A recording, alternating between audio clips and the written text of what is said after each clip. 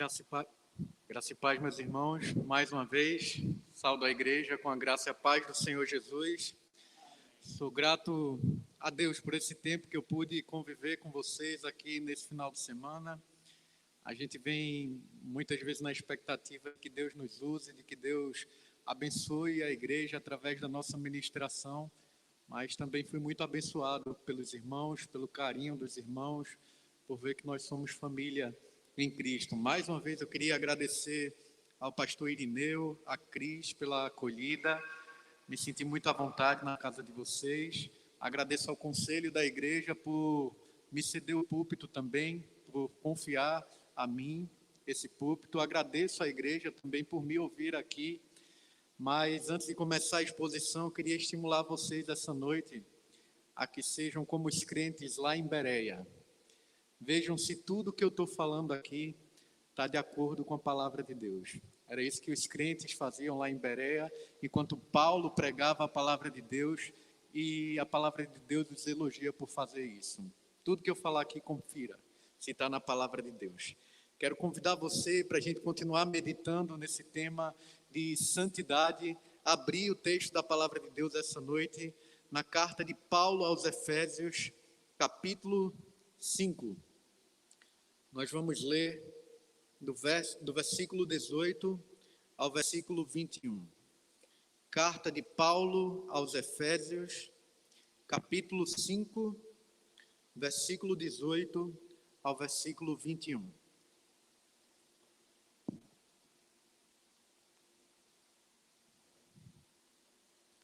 Diz assim a palavra do nosso Deus: E não vos embriagueis com vinho, no qual há dissolução, mas enchei-vos do Espírito, falando entre vós com salmos, entoando e louvando de coração ao Senhor, com hinos e cânticos espirituais, dando sempre graças por tudo a nosso Deus e Pai, em nome de Jesus, do Senhor Jesus Cristo.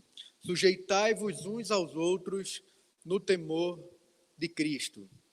Pai, estamos aqui mais uma vez diante da Tua palavra e pedimos, Senhor, encarecidamente que o Teu Espírito que habita em nós nos conduza aqui, Senhor, na meditação da Tua palavra, nos encha aqui enquanto ouvimos o Teu querer para cada um de nós, Senhor. Queremos reconhecer essa noite que nós não temos capacidade em nós mesmos, não temos força em nós mesmos para vivermos uma vida agradável diante do Senhor, para vivermos em santidade diante do Senhor, mas o Senhor nos deu o Teu Espírito para que essa realidade seja concreta em nossas vidas, Senhor.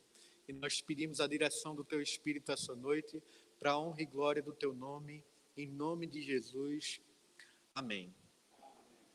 Meus irmãos, há uma história verídica de um jovem que nasceu no lar evangélico, que cresceu no lar evangélico, sendo ensinado pelos pais a respeito da palavra de Deus, mas quando ele chegou ali no final da sua adolescência, início da juventude, ele se afastou do Senhor e começou a viver de uma forma dissoluta, a viver de forma irresponsável. E mesmo nesse estilo de vida que ele passou a levar, ele era alguém que aparentemente transbordava alegria.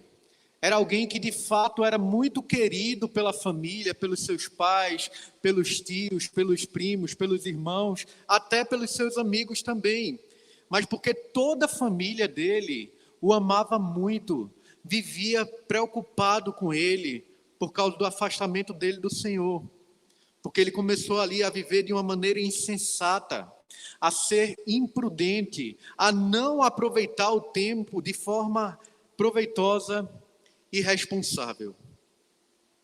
Ele não queria mais saber qual era a vontade do Senhor.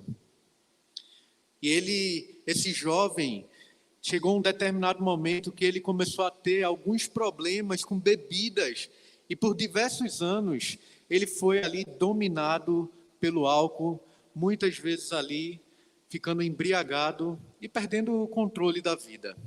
Até que no dia 23 de julho de 2009, mais uma vez, esse jovem embriagado, ele comentou com as pessoas de casa ali, após passar um bom tempo assistindo alguns programas de TV, ele se embriagou e não conseguiu discernir o que era realidade e o que não era realidade, e começou a falar para as pessoas de casa que ele poderia voar.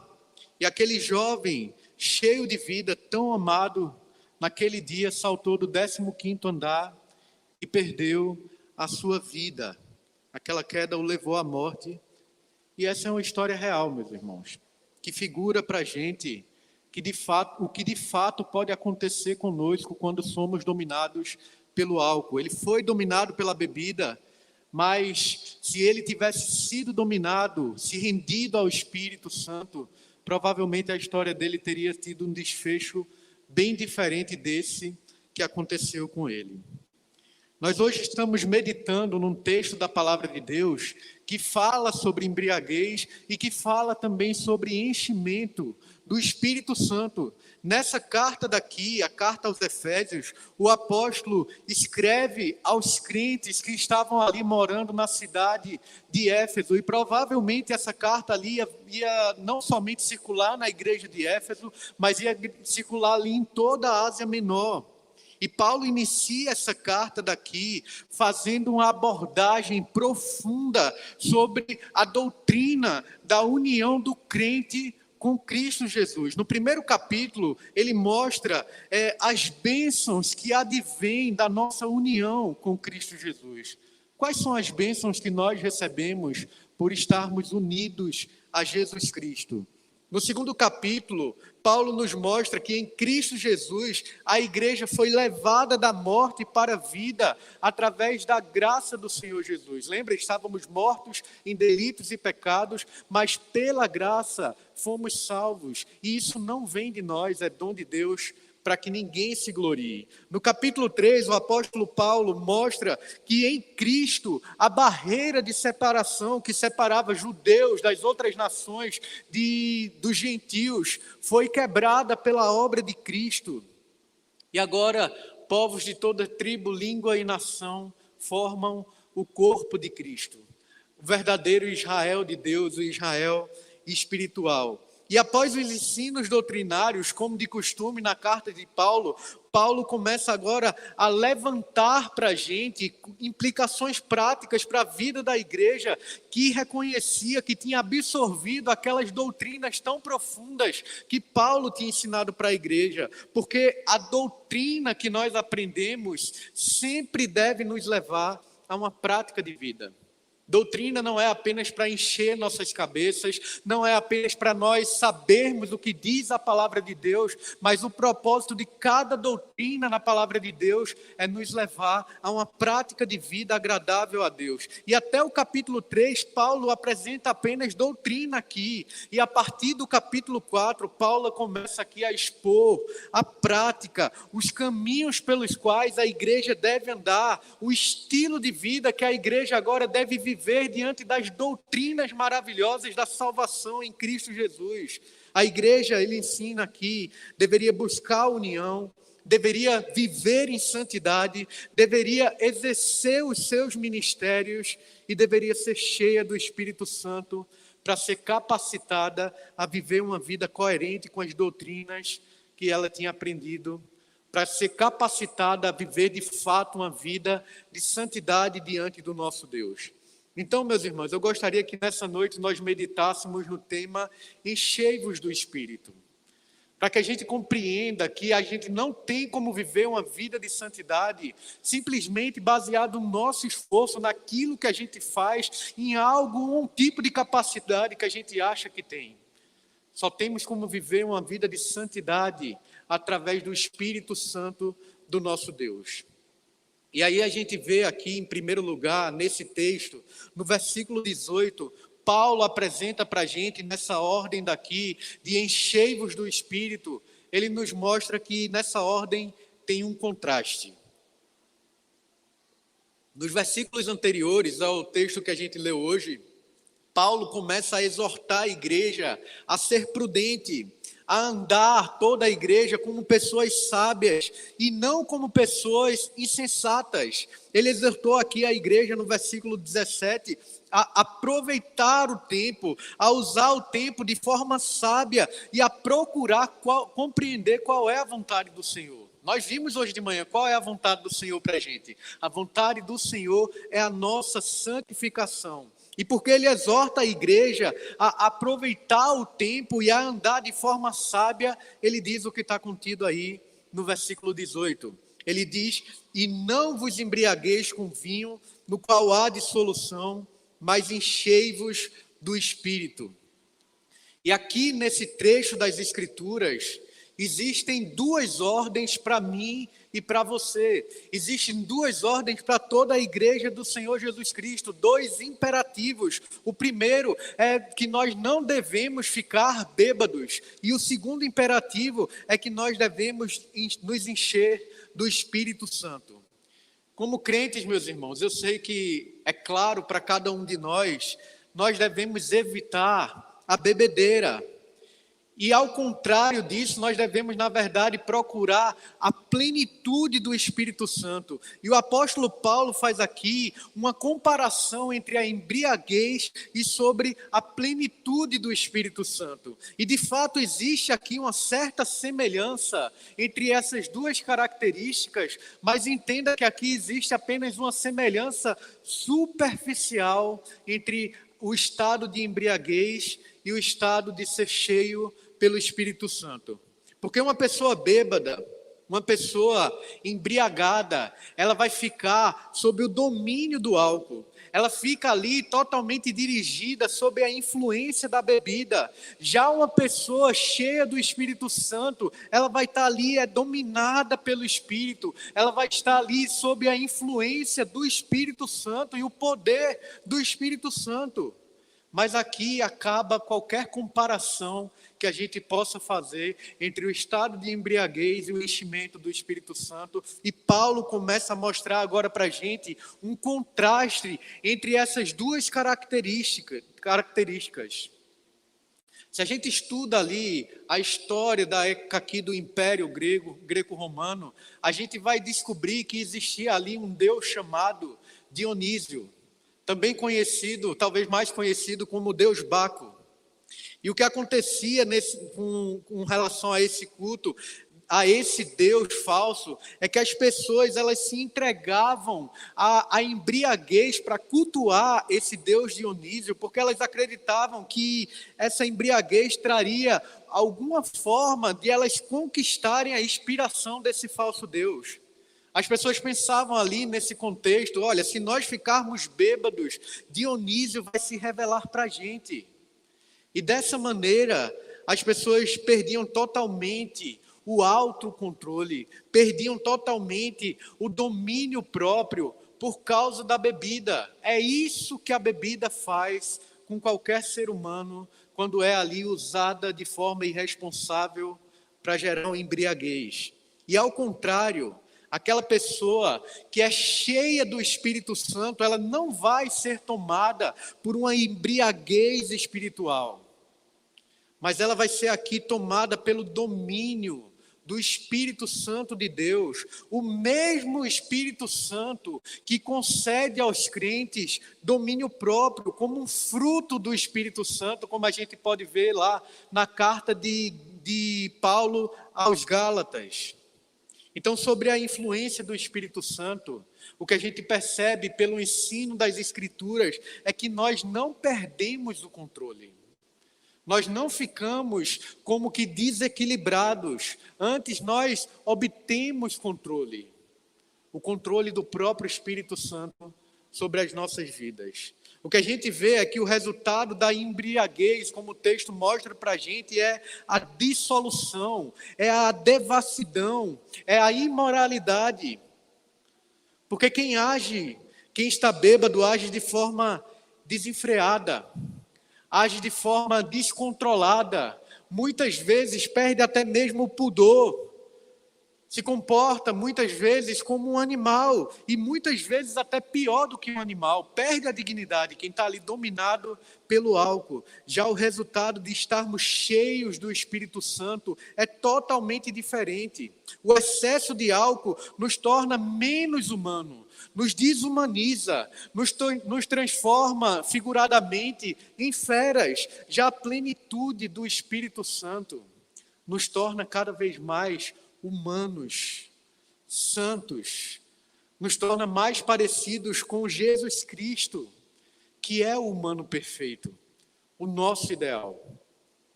Então, meus irmãos, o que nós vemos aqui é que o Espírito Santo, ele traz controle à nossa vida.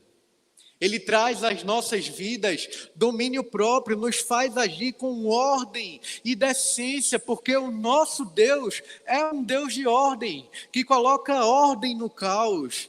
Eu sei que muitos movimentos ditos evangélicos nos nossos dias agem exatamente ao contrário do que Paulo nos diz aqui.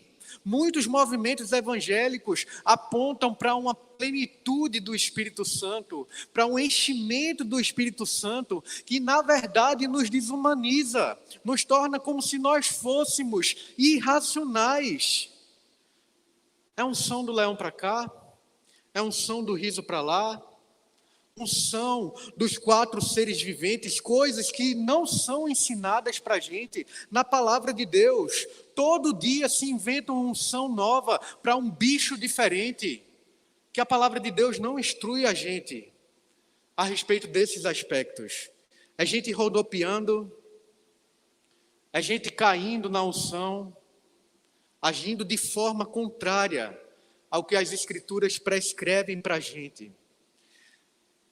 É gente acrescentando rituais e costumes ditos espirituais, mas que não estão contidos na palavra de Deus. E que, na verdade, revelam para a gente apenas meninice, e não a vida plena do Espírito Santo. Gente que diz que são características que mostram a vida de santidade. É gente se autoproclamando cheia do Espírito Santo, mas na verdade é gente cheia de si mesmo, cheia de vaidade, querendo glória para si mesmo, ao invés de render glórias a Deus e agindo totalmente contrária às Escrituras Sagradas.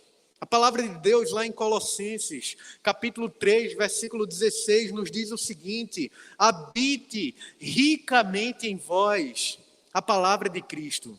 E, meus irmãos, nós nunca devemos separar o Espírito Santo do que Ele mesmo inspirou. Nós nunca devemos separar o Espírito Santo das instruções que nos são dadas na palavra de Deus. Nunca o Espírito Santo vai agir contra o que Ele próprio inspirou aqui na palavra de Deus. Então, onde há uma aparente espiritualidade, uma aparente aparência de santidade, mas que contradiz a palavra de Deus, na verdade não há plenitude do Espírito Santo, não há santidade.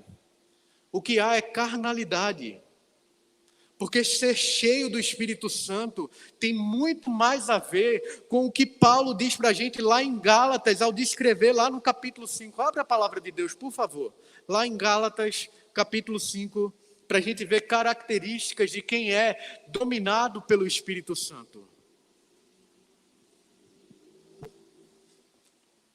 Gálatas 5, 22 e 23, o apóstolo Paulo vai nos instruir.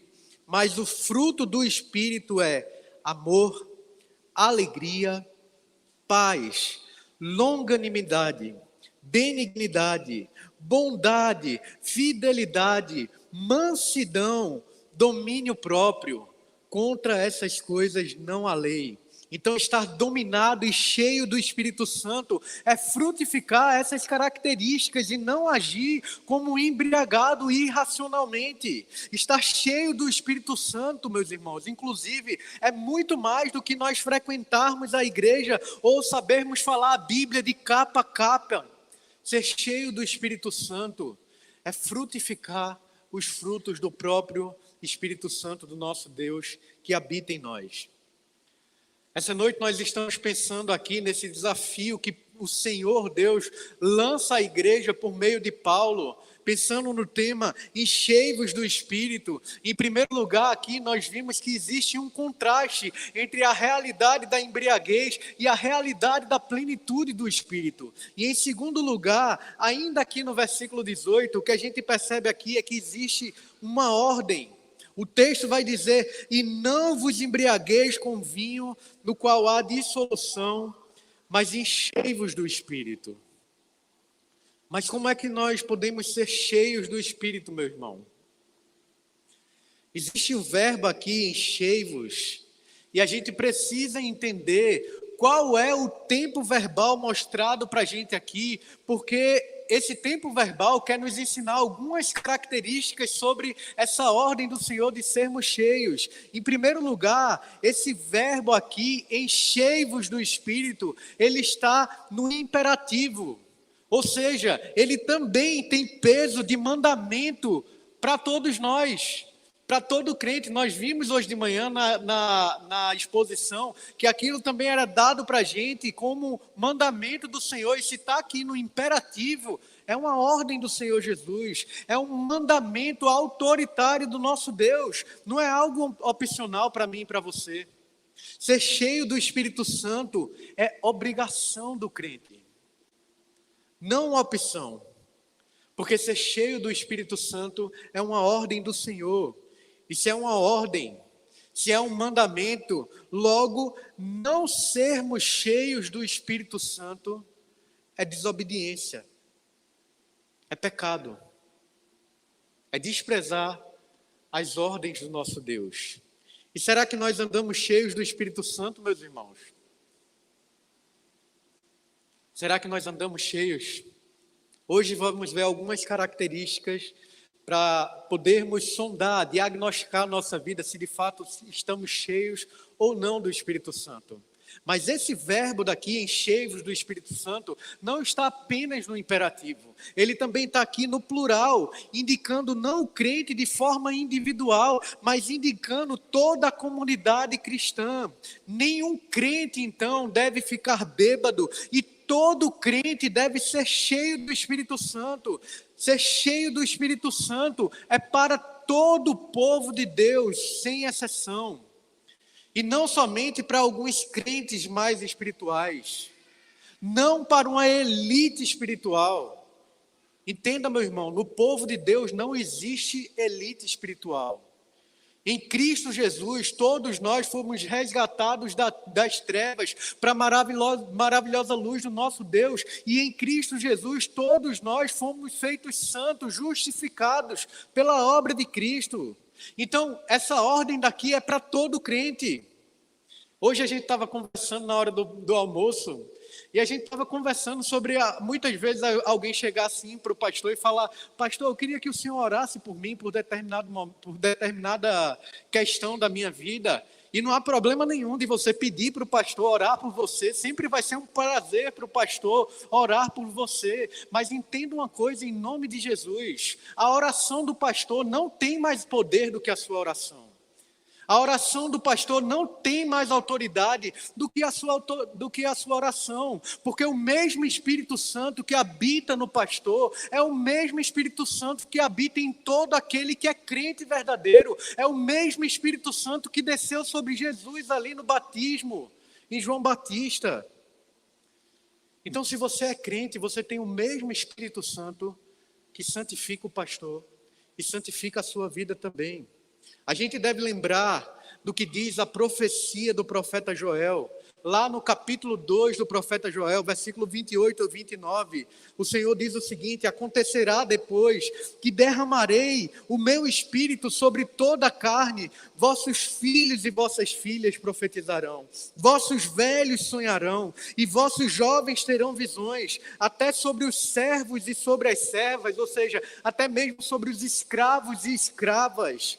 derramarei o meu espírito naqueles dias, e isso já se cumpriu, quando o Espírito de Deus desceu sobre a igreja ali em Pentecostes. Então o que a gente vê aqui pelo esse texto de Joel, é que a promessa do Espírito Santo vai romper barreiras sociais. Ricos e pobres, se têm o Espírito Santo, se são crentes verdadeiros, devem ser cheios do Espírito. A promessa do Espírito Santo rompe barreiras etárias, crianças, adolescentes, jovens, idosos, se são crentes, devem ser cheios do Espírito Santo. A promessa do Espírito Santo também rompe barreiras sexuais. Homens e mulheres, se são crentes, devem ser cheios do Espírito Santo. Toda a igreja do Senhor Jesus deve ser cheia do Espírito Santo. Não apenas alguns crentes mais espirituais, uma elite espiritual. Não existe isso no meio do povo de Deus. Mas esse verbo aqui não está apenas no imperativo e não está apenas no plural. Ele também está na voz passiva. E na voz passiva não somos nós que praticamos a ação. Não somos nós que praticamos o verbo. Na voz passiva, nós sofremos a ação. Nós sofremos o verbo. Deixa eu dar um exemplo para ver se fica mais claro para a gente o que significa essa voz passiva. Eu não vou dar uma aula de português para você aqui não, nem se preocupe, tá bom? Mas se eu digo, olha, eu ajudei fulano de tal, quem está praticando a ação, o verbo de ajudar, sou eu. E isso é a voz ativa, quando sou eu que pratico a ação, quando sou eu que pratico o verbo. Mas se eu digo, eu fui ajudado por fulano de tal, quem está praticando a ação, quem está praticando o verbo, é fulano de tal. Não sou eu. Eu estou apenas sofrendo a ação, sofrendo o verbo de fulano de tal. E essa é a voz passiva. Quando não sou eu que pratico a ação, mas eu sofro a ação de alguém. Então, o que o texto está querendo dizer para a gente é que nós só podemos ser cheios do Espírito Santo se o próprio Espírito Santo vier nos encher dele. Entenda isso aqui. Uma tradução possível e alternativa para esse texto daqui seria, para o texto enchei-vos do Espírito Santo, seria deixem o Espírito Santo encher vocês. Ou então, se deixem ser enchidos pelo Espírito Santo. Tem um autor conhecido chamado John Stott, e a respeito disso, ele diz o seguinte para a gente: não existe nenhuma técnica para aprender e nenhuma fórmula para recitar para que nós sejamos cheios do Espírito. O que é essencial é evitar com arrependimento tudo quanto entristece o Espírito Santo de Deus e tem uma receptividade tal a Ele que pela fé nada nos impeça de nos encher do Espírito Santo. E sabe como nós entristecemos o Espírito Santo, meu irmão? Quando nós não obedecemos a palavra de Deus, quando nós escolhemos o pecado. É assim que nós entristecemos o Espírito Santo. Hernandes Dias Lopes, abordando essa questão aqui da voz passiva nesse versículo, ele diz: ninguém pode encher a si mesmo do Espírito, nenhum homem pode soprar sobre o outro para que ele receba a plenitude do Espírito. Eu sei que existe aí movimentos nos nossos dias que as pessoas digam: fique aí que agora eu vou soprar sobre você o Espírito Santo. Não é essa a realidade apresentada para a gente na palavra de Deus. E Hernandes Dias Lopes continua dizendo aqui, o sentido não é o quanto mais do Espírito nós temos, mas o quanto mais o Espírito tem de nós, o quanto ele controla a nossa vida. Então, ser cheio do Espírito Santo é não entristecer o Espírito Santo, é não apagar o Espírito Santo, mas nos submetermos à autoridade, à sua influência e o seu poder. Como ele falou aqui, Hernandes Dias Lopes disse, não é o quanto do Espírito nós temos. Porque se nós somos crentes no Senhor Jesus, é um fato que nós temos sim o Espírito Santo. A questão não é quanto de nós, quanto nós temos do Espírito Santo. Mas quanto o Espírito Santo tem de você? quanto o Espírito Santo preenche as nossas vidas. Quanto de nós está rendido ao Espírito Santo? Se deixem encher pelo Espírito Santo. Mas além do verbo estar aqui no imperativo, de estar no plural, de estar na voz passiva, ele também está aqui no presente. E no grego existe pelo menos duas possibilidades para o tempo presente. Uma é o que o grego chama de presente aoristo, que descreve para a gente uma ação única, e a outra é o presente contínuo, que descreve uma ação no presente, mas é uma ação que continua desenvolvendo algo na vida das pessoas, enquanto ela estiver sobre a influência ali daquele verbo. Então a primeira descreve para a gente, o presente no aoristo, descreve para a gente uma ação única, que tem consequências apenas no presente, no dia que se chama hoje.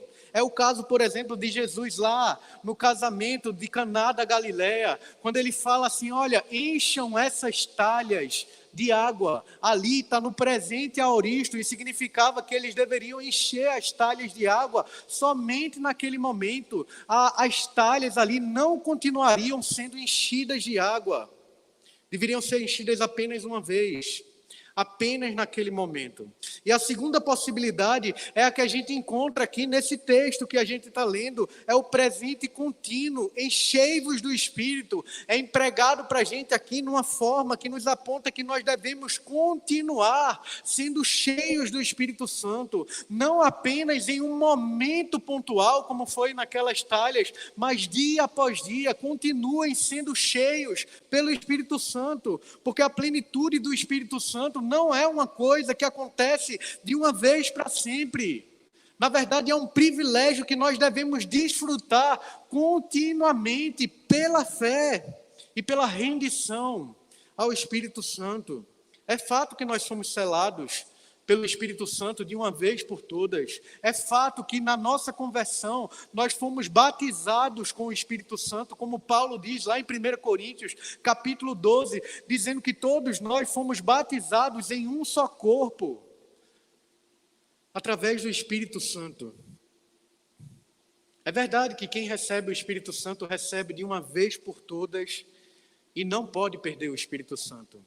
Mas nós temos a necessidade de continuarmos sendo cheios dele todos os dias, em todas as circunstâncias, nos rendendo ao domínio do Espírito Santo. Então a gente percebe aqui, em segundo lugar, que esse enchei-vos do Espírito é um mandamento de Deus, é um mandamento que é para toda a igreja, da ação do próprio Espírito Santo nos enchendo, que nós devemos desfrutar e desfrutar de forma contínua. A gente está meditando aqui no tema enchei-vos do Espírito Santo. Nós vimos em primeiro lugar um contraste entre a qualidade de estar ali embriagado e de ser pleno do Espírito Santo. Em segundo lugar, nós vimos que nesse texto aqui existe uma ordem. E por fim, meu irmão, do versículo 19 ao 21, nós vemos quais são as consequências de sermos cheios do Espírito Santo, de sermos plenos do Espírito Santo. Abra novamente a palavra de Deus, Efésios capítulo 5, versículo 19 a 21.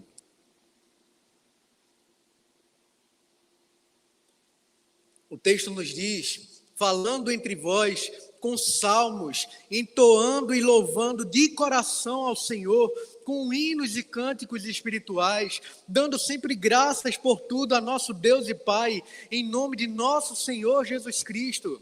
Mais uma vez aqui, veja o que a gente viu hoje de manhã. Em nome de nosso Senhor Jesus Cristo. Sujeitando-vos uns aos outros no temor de Cristo. Paulo agora lista para a gente 4 resultados benéficos de nós estarmos cheios do Espírito Santo. Paulo lista para a gente quais são as consequências de nós sermos cheios pelo Espírito Santo. Ele mostra aqui o estilo de vida dos que são cheios do Espírito Santo. E a gente tem agora uma oportunidade de fazer um diagnóstico a respeito das nossas vidas, para ver se a gente tem obedecido ou não a essa ordem do Senhor Jesus, para que nós nos rendamos ao Espírito Santo. A primeira consequência de sermos cheios do Espírito é a comunhão. O texto começa aí falando o seguinte: falando entre vós, com salmos. E esse termo aqui fala para a gente da comunhão dos membros do corpo de Cristo.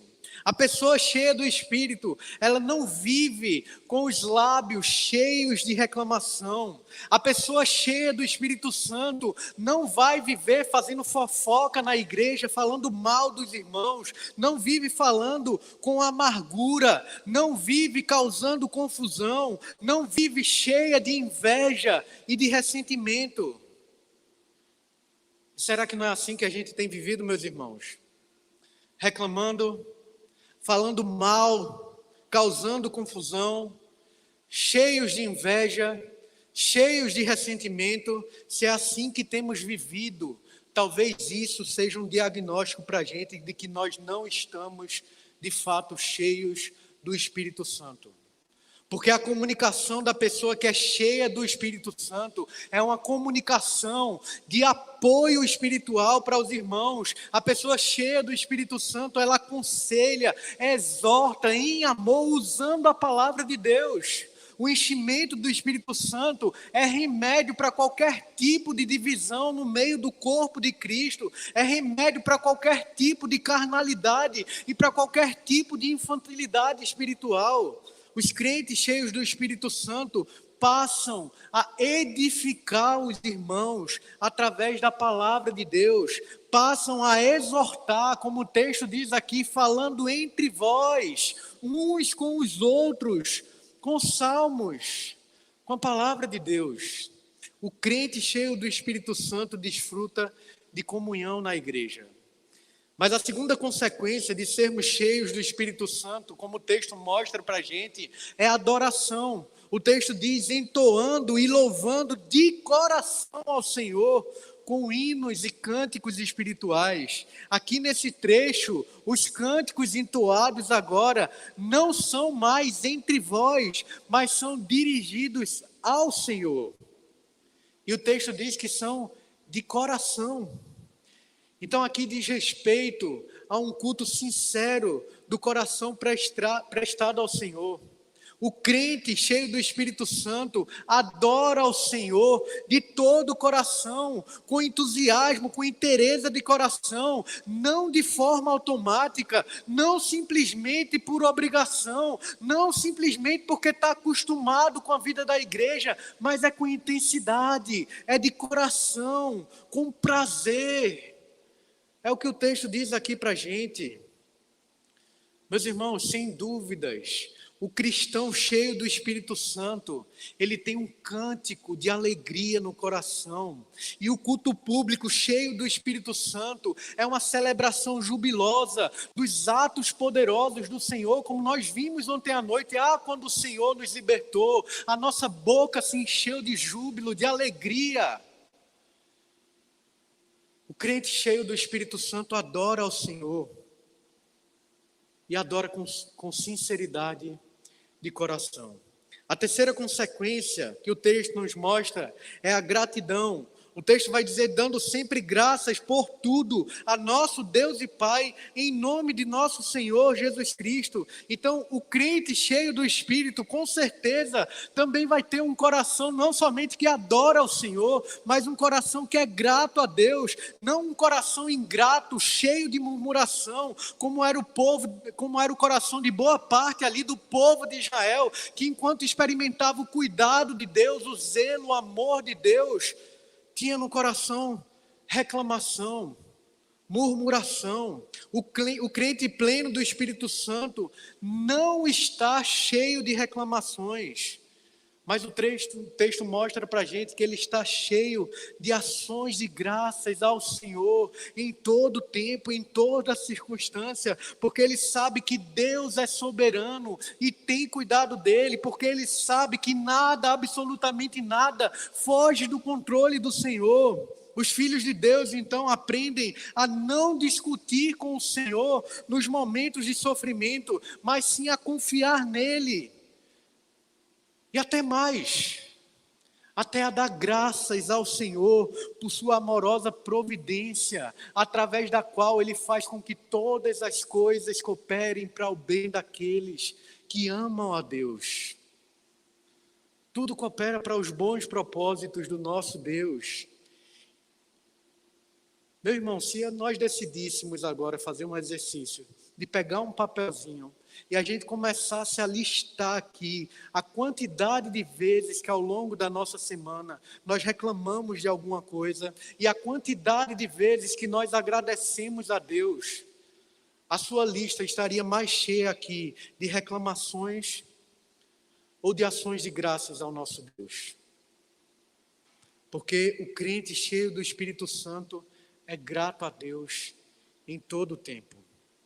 E a quarta e última consequência que o texto nos mostra aqui é submissão. O texto diz aí, sujeitando-vos uns aos outros no temor de Cristo. Então, o crente cheio do Espírito Santo não é alguém que é arrogante, orgulhoso, soberbo, agressivo. O crente cheio do Espírito Santo é humilde. Porque o Espírito Santo de Deus é um espírito de humildade. E os que são cheios do Espírito Santo revelam a mansidão de Cristo. Os que são cheios do Espírito Santo têm o caráter de Cristo trabalhado no seu próprio caráter. São mansos e humildes de coração, como era o próprio Senhor Jesus. Tem o caráter de Cristo, que não veio para ser servido, mas que veio para servir e dar a sua vida em resgate de muitos. Então, em Cristo Jesus, nós devemos ser submissos uns aos outros, devemos ser servos uns dos outros no temor de Cristo. Todos os crentes, em um certo sentido, se submetem uns aos outros em humildade, em serviço, em obediência a Deus. Você é servo, meu irmão. Você se submete em humildade ao seu irmão, porque o crente cheio do Espírito Santo é submisso dentro da igreja, uns aos outros. O crente cheio do Espírito Santo desfruta de comunhão com os outros crentes, consolando uns aos outros através da palavra de Deus. O crente cheio do Espírito Santo adora a Deus com alegria, com entusiasmo, com um coração inteiro. O crente cheio do Espírito Santo tem os lábios e o coração cheio de gratidão a Deus em todo tempo, em toda circunstância. O crente cheio do Espírito Santo se submete a outro crente de forma humilde, no temor do Senhor Jesus Cristo. Isso é uma vida de santidade. Santidade sem a qual ninguém verá a Deus. Crente cheio do Espírito Santo desfruta de comunhão, adoração, gratidão e submissão. É isso que a plenitude do Espírito Santo, de forma prática, traz para a minha vida e para a sua vida. E se a gente continuasse, inclusive, meditando aqui no capítulo 5 de Efésios, a gente ia ver ainda a consequência de sermos cheios do Espírito Santo, mais aplicado a essa questão de submissão uns aos outros. A gente ia ver aqui a família cheia do Espírito Santo. A gente veria aqui o trabalho daquele que é dominado pelo Espírito Santo. Como é que se dá a submissão do marido para com sua esposa, da esposa para com seu marido, dos pais para com os filhos, dos filhos para com os pais, dos patrões para com os servos e dos servos para com o patrão. Você quer continuar vendo como acontece essa submissão que é descrita aqui daquele que é cheio do Espírito Santo? Continue lendo esse capítulo quando você chegar em casa. Mas a gente acaba essa noite essa exposição exatamente nesse aspecto de submissão, sem aprofundar mais. Fica isso talvez para uma outra vez, quem sabe numa outra oportunidade. Mas voltando àquela história que eu contei no início da pregação, naquela madrugada do dia 23 de julho de 2009, eu fui acordado pelo telefonema da minha prima, dizendo que o meu primo tinha se jogado do 15º andar. Meus irmãos, que dor, que tragédia, que tristeza, algo que ainda abala o nosso coração. E não sermos cheios do Espírito Santo, não sermos dominados pelo Espírito Santo de Deus, nos leva a um caminho de morte. Não apenas de morte física, mas de morte espiritual, de morte eterna. Você entende quão sério é isso? O quão sério é nós vivermos a nossa vida da maneira que a gente quer, ao invés de nos rendermos ao Senhor Jesus, de nos rendermos à influência do Espírito Santo. O crente no Senhor Jesus deve se deixar encher pelo Espírito Santo, deve se render ao Espírito para viver a vida de Cristo e viver de forma abundante, não apenas no céu, mas desde agora. Desde o dia que se chama hoje aqui na terra, a exortação do Senhor Jesus para todos nós, aqui nesse texto é: sejam prudentes. Andem no dia a dia como pessoas sábias e não como pessoas insensatas que não conhecem ao Senhor. Vivam remindo, salvando o tempo, porque os dias são maus. Não desperdicem a sua vida, vivendo uma vida distante do Senhor, porque isso vai levar à morte. Usem o tempo de vocês de forma sábia.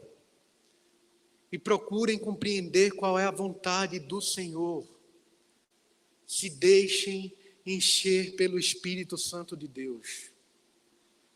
Que Deus tenha misericórdia de cada um de nós. E que essa realidade da plenitude do Espírito Santo seja sobre a igreja do Senhor. Que o Espírito Santo vença o meu coração e o seu coração diariamente, para que a gente viva a vida do Senhor nesse mundo tenebroso. Se renda, meu irmão, ao Senhor Jesus, para que Ele lhe preencha e para que você seja esvaziado do seu próprio eu, do seu próprio ego, que quer lutar contra o reinado do Senhor. Que nessa noite nós possamos, em cada dia da nossa vida, orar como o salmista lá no Salmo 115, Senhor, não a nós nenhuma glória para nós, mas sim ao teu nome, por amor à tua bondade e à tua verdade, porque o crente cheio do Espírito Santo vive para a glória de Deus e não para estabelecer a sua própria vontade aqui na terra. Que o próprio Deus vença o meu coração e o seu coração, e nos enche da plenitude do Espírito Santo, meu irmão. Em nome de Jesus, é o meu desejo essa noite e minha oração. Queria passar a palavra para o pastor, para fazer a oração final.